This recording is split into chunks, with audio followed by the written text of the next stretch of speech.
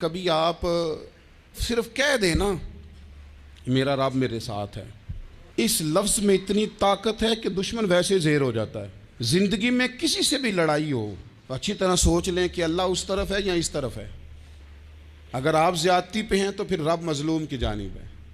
اگر اللہ کی مدد آپ کے ساتھ ہے تو دنیا کی کوئی طاقت آپ کو گرا نہیں سکتی۔ اور اگر آپ مظلوم کے مقابلے میں ظالم بن کے آپ کھڑے ہو گئے ہیں اور آپ نے رویہ وہ اختیار کیا ہے کہ جس میں مدد نہیں آئے گی، تو پھر یاد رکھ لیں کہ آپ کوئی بھی ہیں، کہاں بھی ہیں، آپ کمزور ہیں۔ طاقتور تھے ابتدائے اسلام میں، ظاہری طاقت تھی کفار مکہ کے پاس، وہ ڈنڈوں سے مارتے تھے غریبوں کو، ان کے ہاتھوں میں ڈنڈے تھے، پر خدائی طاقت ان مظلوموں کے ساتھ تھی۔ صاحب زرقانی نے لکھا ہے، حضرت زنیرہ رضی اللہ تعالیٰ عنہ ایک لونڈی ہیں، غریب ہیں، ماڑے دا کی کام محمد ناس جانا یا رونا، غریب سادی بی بی اور لونڈی کنیزہ، ایک مشرک کی کنیزہ تھی، انہوں نے کلمہ پڑھ لیا، وہ ڈنڈوں سے مارتا، دروں سے مارتا، تکلیف دیتا۔ حضرت زنیرہ رضی اللہ تعالیٰ عنہ کو اتنا مارا، اتنا مارا۔ اب آپ ایک اور پہلو پر بھی غور کریں، مار بھی پڑ رہی ہے پر خدا ادھر ہی ہے، اللہ کی مدد ادھر ہی ہے۔ رب کہتا ہے کہ پہلے تو صبر کرنا، ان اللہ مع الصابرین، تو صبر کرے گا تو پھر رب کی معیت ملے گی، ذرا ٹھہرنا، تو تھوڑا ڈانٹنا۔ ان الذین قالوا ربنا اللہ ثم استقاموا تتنزل علیہم الملائکہ، تو کہے اللہ میرا رب ہے، پھر تو پہلے ڈٹ، پہلے تو نے ڈٹنا ہے۔ ثم استقاموا، جو ڈٹ گیا، تتنزل علیہم الملائکہ، ڈٹنے والے کے لیے مدد آتی، پہلے تھوڑا ٹھہرنا پڑتا ہے، پہلے تھوڑا صبر کرنا پڑتا ہے، حوصلہ کرنا پڑتا ہے، اس کے بعد مدد آتی۔ مار پڑ رہی ہے، مارا جا رہا ہے حضرت زنیرہ کو، ان کا مالک جو ہے ظاہری آقا وہ مار رہا ہے، یہ کنیزہ ہے، اتنا مارا، اتنا مارا، ان کی بینائی چلی گئی، نظر آنا بند ہو گیا۔ ابو جہل آیا اور کہنے لگا زنیرہ دیکھا نا ہمارے بت تیری آنکھیں لے گئے، معاذ اللہ، لات و منات ہمارے بتوں نے تجھے اندھا کر دیا۔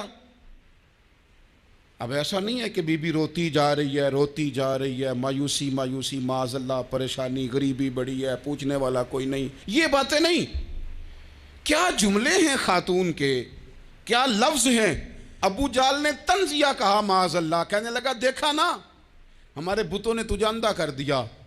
تو جناب زنیرہ آنکھوں کی بینائی گئی ہے، رات کو گئی ہے، دکھ ابھی تازہ ہے، لیکن اللہ پہ جو توکل ہے، اپنے مالک سے جو رشتہ ہے، وہ اتنا مضبوط ہے، اتنا طاقتور ہے، اس میں اتنی گہرائی ہے کہ حضرت زنیرہ بول کے نا اتنی قوت سے بولی، اتنی طاقت سے بولی کہ پورے کفر پر لرزہ طاری ہو گیا۔ فرمانے لگی تمہارے بتوں کی کیا اوقات ہے کہ میری بینائی لے جائیں، یہ میری رب کی حکمت کا تقاضا ہے۔ جب تک اس نے چاہا زنیرہ دیکھتی رہی، اور جب اس نے چاہا زنیرہ کی آنکھوں کی بینائی چلی گئی، اور اگر وہ چاہے گا نا تو بینائی واپس بھی کر دے گا۔ اگر ہو ذوق یقین پیدا تو کٹ جاتی ہیں زنجیریں، اگر وہ چاہے گا تو بینائی آ بھی جائے گی۔